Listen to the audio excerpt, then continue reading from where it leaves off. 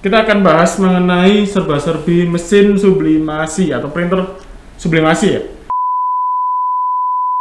Halo mates, balik lagi bersama saya Aldi atau Rivaldi. Oke, balik lagi di Print Time.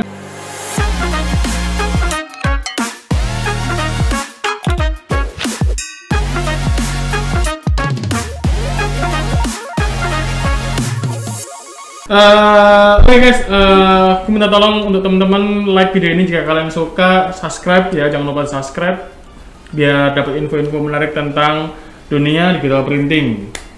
Nah, kita akan bahas mengenai serba-serbi mesin sublimasi atau printer sublimasi ya, bersama betul, dengan Mas Mira Jober dan Mas Sam.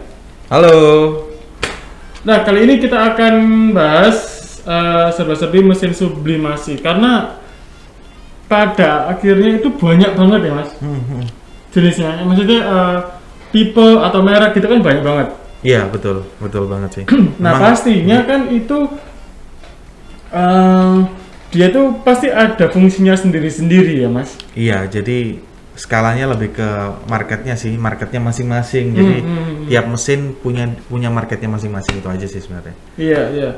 Nah oke, kalau dari awal-awal Mas Sam itu untuk orang yang pengen nyoba awal gitu, pengen buka awal tentang sublimasi, menurut Mas Sam itu printernya apa aja? Oke, jadi untuk orang-orang yang baru pengen mulai ya, pengen mulai masuk ke dunia sublim, itu mungkin saya rekomen ke F531 sama F530 ya. Nah, itu yang kelas-kelas bawah lah. Itu mereknya Epson. Merek Epson. Dan 531. Betul. Kenapa kok merekomendasikan itu? Jadi di level bawah itu ada beberapa tipe juga Mas. Tapi kenapa saya rekomend itu karena satu mesin itu ada beberapa kegunaan. Bisa untuk jersey ukuran S sama M, terus bisa juga untuk merchandise juga bisa. Nah, untuk mesin yang satunya lagi, kalau untuk lebar yang agak lebar ya, cari yang agak lebar itu mungkin saya rekomen ke Rhinotech GT160. Itu lebarnya udah maksimal lah kata orang kalau yang sublim. Ya. Itu lebarnya 160. 160. Oke, terus lebar di bawah itu kan kalau nggak salah Epson F530 sama F531 kan lebarnya cuma 60 cm. 60 cm betul lah. Itu bisa buat jersey ukuran S sampai S sama M. M ya. Atau kita di L kalau nggak salah bisa sih. Cuman bisa ya. Kalau L lokal itu masih bisa. Oh iya, L lokal masih. L yang luar negeri itu kayaknya nggak bisa. Atau kita nggak sebut M, L atau size-nya lah ya. Kita nggak nyebut. Pokoknya lebar beda cetaknya ya 60. 60 cm. 60 cm. Karena betul, biasanya size M lokal sama M luar negeri beda-beda ya. Kita ngomongnya memang untuk media cetaknya maksimal 60 cm gitu aja. Terserah orang bisa sampai XL atau L, monggo. Nah, untuk lebar di atasnya 60 cm itu. Oke. Kalau untuk Epson sendiri untuk yang skala entry level kita itu sebenarnya ada dua mesin ya, dua tipe mesin. Yang pertama tadi yang disebutkan oleh Mas Sam yaitu tipe F530 atau F531. Baru yang di atasnya lagi itu ada tipe F6330. Jadi untuk dia media cetaknya itu kurang lebih sekitar 1,1 atau 110 cm. Itu yang lebih skalanya lebih cocok untuk ke pemain-pemain jersey kayak gitu sih. Jadi ada F530 atau F531. Nah ini mungkin orang-orang teman-teman pada nanya nih bedanya apa sih 530 sama 531? Ya yang pasti bedanya adalah di warna. Kalau untuk warna yang 530 warnanya standar CMYK. Kalau untuk yang F531 dia warnanya ada tambahan warna flow. Bukan tambahan kalau nggak salah. Sorry, gantinya warna yellow yang biasa tuh dia warna flow. Oh ya. Jadi apa? Yellownya itu diganti neon yellow. Flow yellow. Magentanya ganti neon pink. Iya, sama flow magenta gitu ya? Betul. Jadi untuk warna-warna yang sudah warna-warna khusus yang butuh warna-warna yang agak ngejreng bisa pilih ke F531. Selain itu dia juga bisa dipakai untuk merchandise. Jadi untuk mug, tumbler kayak gitu-gitu. Iya. Memang kalau nggak salah Epson ngeluarin mesin itu untuk di yang merchandise ya. Tapi nggak menutup kemungkinan juga bisa buat jersey. Ya. Betul. Oke, setelah itu dari F530, 531, kemudian ada Epson F6330 untuk yang 1,1. Ya. Selanjutnya untuk entry level sudah atau cukup? Kita masih ada satu produk lagi yaitu Rhinotech GT160. Nah, GT160 sendiri dia mempunyai lebar mesin itu kurang lebih sekitar 1,6. Skalanya sama, dia arah marketnya lebih ke pemain jersey, tapi dia lebar areanya lebih lebar daripada yang 6330. Nah, kegunaannya apa? Dengan lebar 1,6, customer sudah bisa mencetak satu baju bolak-balik plus sama lengannya juga. Iya, betul. Oh, yang ini ya, kalau misalnya lengan panjang ya? Lengan panjang atau lengan pendek itu udah bisa dengan bahan kertas yang 1,6. Oh, oke. Tapi itu single head ya? Dia single head. Jadi kurang lebih kecepatannya berapa Mas Em ya? 30. Untuk kecepatannya ya sekitar 30 meter persegi per jam lah. Oh, 30 meter persegi per jam untuk yang Rhino GT160. GT160. Nah, untuk pastinya kalau lebar 160 itu kan bukan cuman jersey kan ya? Kalau 160 sih sebenarnya lebih luas ya, marketnya lebih luas. Jadi untuk para customer yang misalnya nih bisnisnya bukan cuma jersey tapi kerjain kerudung itu juga bisa. Iya, betul. Kemudian kerjain baju gamis itu juga bisa. Atau mungkin kerjain bahan-bahan lain, mungkin yang pernah saya tahu itu di customer ada yang ngerjain untuk kasur tuh biasanya. Oh iya, bed cover. Untuk bed cover tuh 1,6 kan ada tuh, ukuran itu juga bisa. Masih juga. bisa. Gitu sih, macam-macam sih sebenarnya. Oke, nah itu tadi untuk yang entry level. Apa ada lagi? Untuk entry level itu ya. Itu aja. Iya. Oke, sekarang berarti itu teman-teman kita rekomendasiin yang kita jual ya. Untuk entry level kalau teman-teman mau mulai usaha sublimasi atau yang pengen mengembangkan bisnisnya udah ada terus pengen nyoba ke sublimasi, bisa beli 4 jenis printer atau tipe printer tadi F530, 531, 6330 punya Epson, bedanya tadi punya Epson, kemudian sama GT160 punya Ya, betul sekali. Selanjutnya untuk medium level, Mas Em. Kalau untuk medium level itu kita ada dua tipe ya. Itu ada F7270 itu dengan lebar 1,6 terus single head juga ya tentunya. Terus sama yang Grando itu kita yang 2 print head ada. Itu sudah medium level sih itu. Kenapa gini? Apa ya? Kenapa sih orang itu pilih wis aku butuh yang cuman ukuran 110 aja. Kenapa sih orang harus punya yang 160 kayak gitu? Oke. Sebenarnya itu tergantung. Selain ini ya, selain apa? Selain dari kebutuhan, misalnya orang butuh gamis apa gitu. Oke. Ya sebenarnya kalau pilihan ukuran mesin itu sebenarnya ada di customer sih. Tapi kenapa Epson sendiri itu menciptakan lebarnya 110? Karena memang 110 area cetaknya itu memang dikhususkan untuk pemain-pemain jersey. Betul. Umumnya itu sebenarnya. Tapi kalau untuk yang 160 itu rata-rata untuk customer yang basicnya adalah pemain garment textile. Jadi dia itu bisa merambah ke jersey, bisa merambah ke yang saya sebutkan tadi, ke kerudung kayak gitu. Itu pilihan aja sebenarnya. Tapi kalau secara hasil speed itu tidak akan mengurangi kualitas. Oke. Kalau balik lagi ke tipe mesin tadi ya. Yang medium. Itu medium level tadi ada Epson 7270. Kenapa dia masuk ke situ? Kalau untuk 7270 sendiri itu sebenarnya lebih ke, kalau kita bicara medium sama entry level itu lebih bicara ke masalah harga sebenarnya. Nah, kalau kita bicara yang tadi GT160 kan dia lebarnya 1,6. Tapi di entry level karena itu segmennya kita harganya murah. Betul. Tapi kalau untuk yang 7270 kenapa masuk di medium? Dia lebarnya memang sama 1,6. Cuman dari secara satu print juga. Cuman kualitasnya lebih bagus yang pertama. Terus secara pricing atau secara harganya dia lebih mahal dibandingkan GT160 yang notabene sama-sama lebarnya 1,6. Tapi ya kita tahu sendiri kan namanya mesin Jepang pasti lebih mahal dengan kualitas yang dijanjikan lebih bagus. Oke, selanjutnya ada di situ ada Grando Sublimation yang 2 print head betul. Ya, itu speknya kayak Itu kalau sama Mas, itu lebarnya juga 1,6. Dia udah double print head. Terus dia tentunya udah ini ya, udah kecepatannya udah jauh lebih ini ya, 2 kali lipat ya, karena 2 print head betul.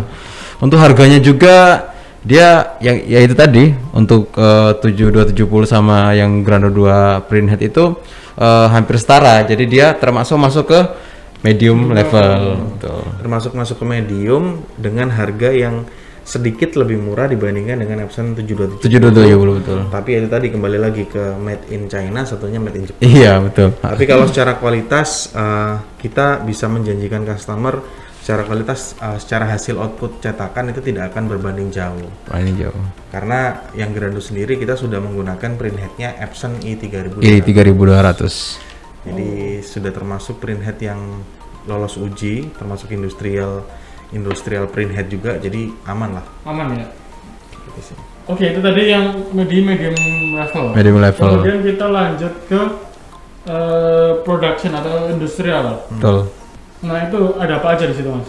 Oke, kalau untuk industrial sendiri kita ada beberapa tipe juga. Yang pertama ini kita akan sebutkan yang Grando. Jadi yang Grando tadi kan yang di medium itu dengan 2 print head. Nah untuk yang industrial kita punya 2 opsi, adalah Grando yang 4 print head atau Grando yang 8 print head. Betul. Jadi itu skalanya udah termasuk yang udah massive production ya. Istilahnya kalau udah customer udah nggak cukup atau udah istilahnya produksinya itu udah overload, cocok pakai mesin Grando yang 4 print head atau yang 8 print head. Itu lebar medianya? Lebar medianya 180. Oh 1,8, lebih lebar lagi berarti ya? 1,8 ya, lebih lebar lagi. Lebih lebar lagi. Dengan speed mesin yang kurang lebih sekitar 4 print headnya itu sekitar 4 print headnya itu kurang lebih sekitar 120 meter persegi per jam. Kemudian untuk yang 8 print headnya dia bisa 2 kali lipatnya, kurang lebih sekitar 250 meter persegi per jam, jadi udah massive production. Gila, itu ngeprint 2 jam aja udah. Iya. Iya nggak sih? Tapi kalau udah skala pabrikan ya biasanya memang mesin-mesin seperti itu yang dibutuhkan. Yang harus dibutuhkan. Itu yang pertama. Terus yang kedua ada Epson 9430 dan 9430H. Nah, bedanya kalau untuk yang 9430 itu sudah termasuk dual print head atau double print head. Lebar medianya? Lebar media 1,6 ya? 1,6 betul. Yang tadi yang Grando 4 print head itu 1,8. Kalau 9430 sama 9430H itu 1,6. 1,6. Oke, berarti bedanya? Bedanya maksudnya mungkin bisa dibantu. Untuk bedanya ya, kalau yang 9430H ya, itu kalau sama yang Grando, yang jelas dia udah tambahan tinta, udah punya flow yellow sama flow pink. Kalau print headnya dia baru 2 print head ya Mas ya. Ya kembali lagi ke tadi, harganya mungkin agak mendekati itu ya, di atas mungkin 300-an itu. Ya mendekati itu akhirnya dijanjikan kualitas yang iya, soalnya beda merek juga ya, ini Jepang sama Cina ya, jadi bisa. Oke, gimana sih kalau misalnya orang mau beli printer, misalnya aku bingung antara 9430 atau 9430H, selain dari segi warna ya, itu orang kenapa harus milih 9430 atau 9430H? Oke, sebenarnya 9430 dan 9430H itu secara basic mesinnya itu sama. Hanya perbedaannya itu di masalah warna aja. Jadi kalau untuk yang 9430 itu kan sudah double print head, dia warnanya standar CMYK, jadi double CMYK, double CMYK. Kalau yang 9430H itu warnanya ada CMYK, terus ada tambahan lagi flow pink, kemudian flow magenta, terus ditambahin lagi black sama apa satunya? Blue yellow. Sama cyan.